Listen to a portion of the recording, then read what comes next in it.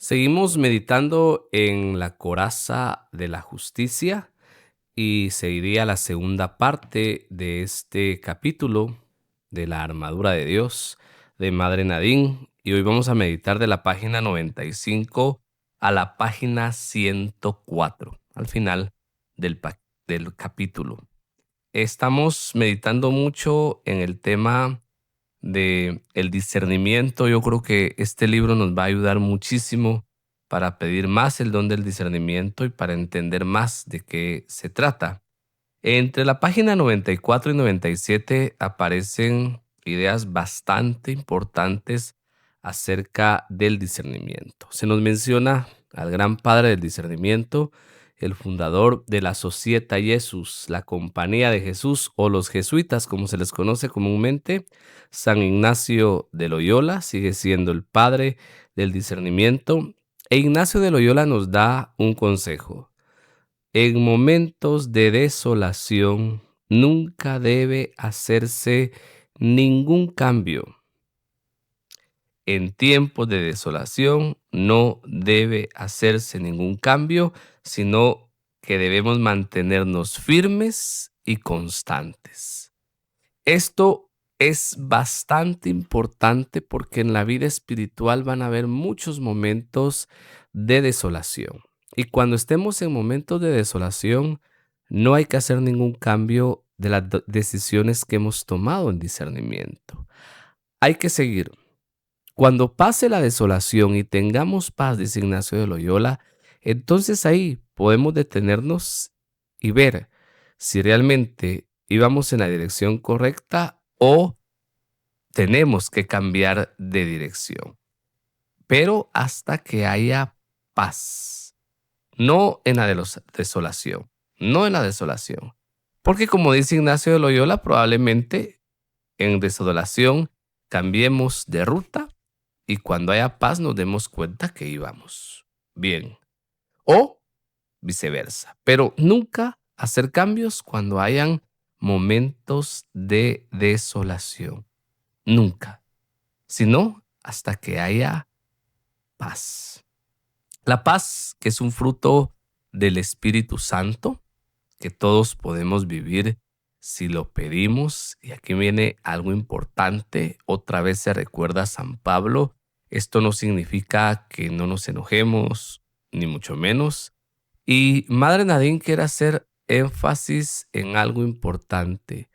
Hay un enojo que viene de nuestras emociones y que se nos puede salir de control porque puede estar alimentado por nuestras heridas, y ahí hay que tener cuidado. Y hay un enojo que viene del Espíritu Santo. Son dos cosas muy distintas. El enojo que viene de nuestras emociones, alimentado por nuestras heridas, y el enojo que viene del Espíritu Santo. Podríamos decir un enojo santo. Mejor escena no hay que esta. Jesús purificando su templo, Jesús limpiando su templo con aquel enojo que echa a los mercaderes del templo, reclamando lo que ha dicho el profeta en el Antiguo Testamento, que su casa sería llamada casa de oración, pero en su tiempo se había convertido en literalmente, un lugar donde existía una cueva de ladrones. Creo que esa imagen de la Sagrada Escritura nos ayuda muy bien a entender de qué se trata esto. Luego, entonces Madre Nadine nos recuerda algo y nos aconseja algo. Siempre, siempre tener puesta la coraza de la justicia, porque si la tenemos puesta, el fruto va a ser la paz. La paz. Luego se nos va a presentar a otra grande maestra de vida espiritual, doctora de la Iglesia, Santa Teresa de Ávila o Santa Teresa de Jesús. Siempre en el tema del enojo, Santa Teresa de Ávila decía: Dios nos libre de los santos con ceños fruncidos. Esto no necesita explicación. O sea, que hayan momentos de enojo santo no quiere decir que nos otros estemos siempre molestos. Ya recordábamos a don Bosco y el sentido del gozo y la alegría, que la santidad consiste en estar alegres. Consiste en estar alegres. Teresa de Ávila también daba un consejo maravilloso acerca del discernimiento, que yo siempre lo comparto porque es sencillo, no está en el libro, pero creo que viene muy bien para lo que estamos meditando. Teresa de Ávila decía que había que diferenciar entre la sequedad que viene del Espíritu Santo y la sequedad que viene de el pecado. Cuando hay sequedad, aridez, noche, oscuridad, en el alma hay que discernir la raíz. Si viene del pecado, decía Teresa de Ávila, perdemos apetito por las cosas de Dios. Esta es la palabra que usaba Teresa, apetito. Perdemos apetito por las cosas de Dios, pero empezamos a tener apetito por las cosas del mundo. O sea, ya no quiero saber nada de las cosas de Dios, pero me empiezan a traer las cosas del mundo y me dejo envolver por ellas. Cuando la aridez viene por el Espíritu Santo, Teresa de Ávila enseñaba que perdemos apetito por las cosas de Dios, pero también perdemos apetito por las cosas del mundo. Pero aunque no sentimos apetito por las cosas de Dios, seguimos buscando las cosas de Dios, mas no buscamos las del mundo. No tengo deseo de ir a la misa, pero sigo yendo. No tengo deseo de orar, pero sigo orando. No tengo deseo de leer la palabra de Dios, pero la sigo leyendo. No tengo deseo de congregarme en la comunidad, pero me sigo congregando. Este es un momento de aridez que viene del Espíritu Santo y no viene del mundo. Creo que es un discernimiento sencillo que podemos nosotros muy bien aplicar a nuestra vida.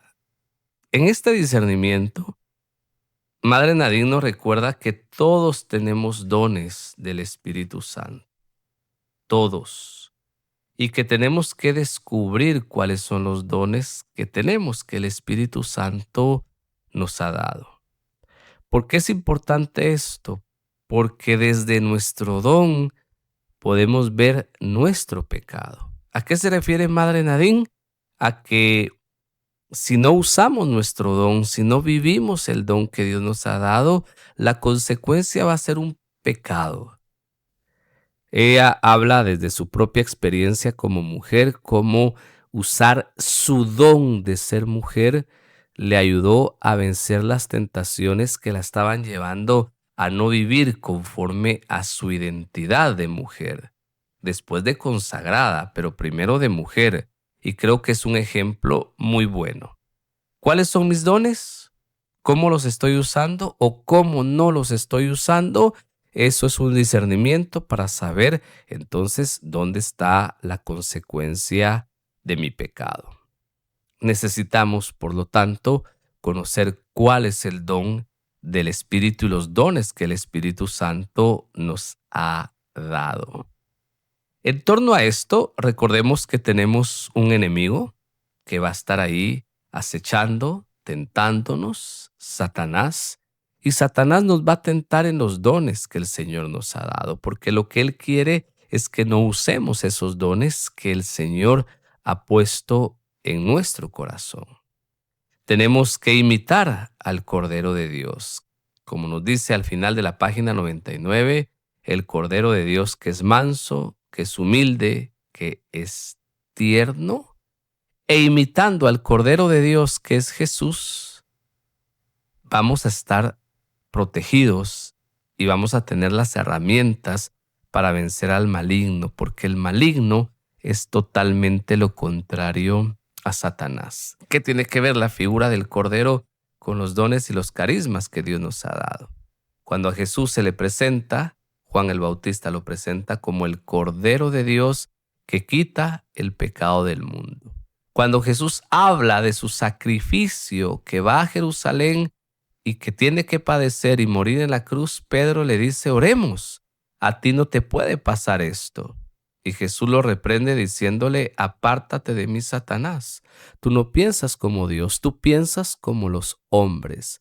Jesús sabía cuál era su identidad en torno al sacrificio redentor que tenía que ofrecer por la salvación de los pecados del mundo. ¿Qué quería Satanás? Alejarlo de esa identidad, de ese don. Y por eso Jesús lo reprende. Jesús sabe cuál es su don en torno al sacrificio redentor y lo vive, y nos enseña entonces a nosotros a hacer lo mismo. Por eso se nos invita a imitar a Jesús, Cordero manso y humilde. El Cordero manso y humilde. ¿Hay dones del Espíritu? También hay frutos del Espíritu Santo. Y como son del Espíritu Santo, hay que pedírselos al Espíritu Santo. Dones y frutos.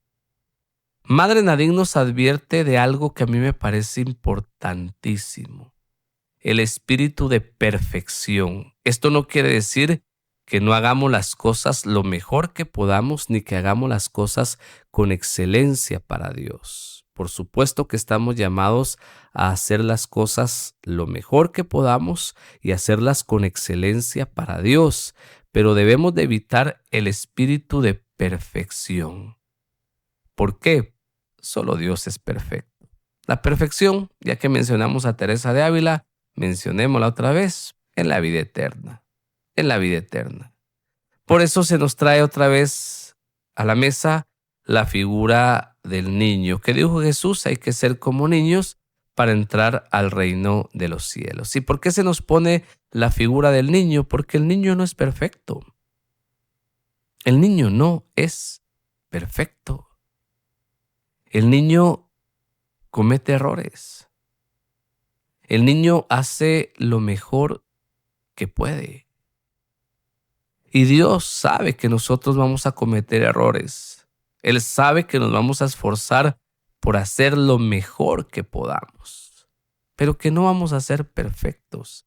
Entonces no nos castiguemos con el espíritu de perfección. Seamos humildes. La humildad es verdad, decía Teresa de Ávila. Y si cometemos un error, cometemos una falta, nos equivocamos, pues vayamos con el Señor, vayamos con Él y humildemente confesemos nuestros pecados y nuestras faltas y pidamos la gracia para seguir adelante y para seguir caminando en el camino de la santidad al que hemos sido llamados. Me voy a esforzar, voy a trabajar para hacer las cosas con excelencia para Dios, pero no voy a caer en el espíritu de perfección, porque perfecto solo es Dios. Y cuando me equivoque, porque los niños se equivocan, voy a ir con el Señor y le voy a confesar mis pecados, mis errores, y voy a seguir adelante en el camino en el que Dios me ha mandado a hacer. No nos escondamos del Señor, dice Madre Nadine. No nos escondamos del Señor. No cometamos el error que cometieron nuestros primeros padres, que cuando cayeron, tentados por Satanás y consintiendo la tentación, ¿qué hicieron?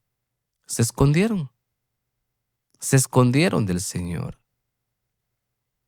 Nosotros no debemos de escondernos del Señor. Creo que las revelaciones a Santa Faustina María Kowalska sobre la Divina Misericordia nos vienen a recordar la gran misericordia del Señor. Y recordemos lo que dijo Pedro cuando el Señor preguntó: ¿ustedes también quieren dejarme? Pedro respondió: ¿a quién iremos, Señor, si solo tú tienes palabras de vida eterna? ¿A quién vamos a ir cuando nos ensuciemos? Si solo Él nos puede lavar, solo Él nos puede limpiar, solo Él nos puede purificar.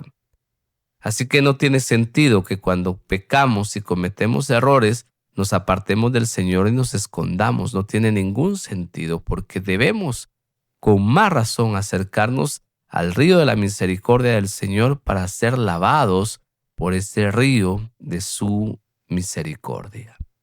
Madre Nadine nos va a presentar al final de este capítulo un caso concreto. Recordemos que en la batalla espiritual No solo estamos hablando de intercesión, de sanación física y espiritual, también estamos hablando de liberación y no debemos de tener miedo a esto, de una mujer que aunque estaba diagnosticada con problemas mentales, particularmente la esquizofrenia, también había un ataque espiritual sobre ella. ¿Y cómo? Y esto es sano saberlo, en comunión con los médicos que la trataban y en comunión con un sacerdote exorcista, ella pudo ayudarla espiritualmente y pudieron también liberarla espiritualmente.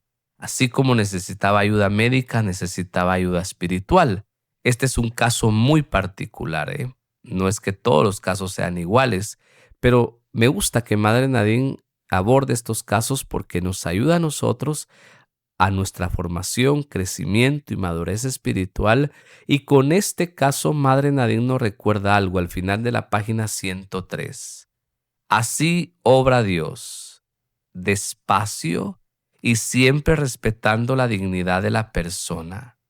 Él nos ama, Él desea que nos mantengamos puros en Él, quiere que tengamos mucho cuidado de nuestro corazón y quiere que pertenezcamos solo a Él, despacio y respetando la dignidad de la persona. Si Dios respeta al alma, decía Teresa de Ávila, cuánto más debo yo de respetar al alma, porque el alma es terreno sagrado. Así que no hay fundamento ni argumento para violentar el alma de nadie, porque el primero que la respeta es Dios y Él trabaja despacio, despacio. Que se nos quede esto en el corazón y, como dice San Pablo, mantengámonos firmes y protegidos con la coraza de la justicia. Que así sea, en el nombre de Jesús. Amén.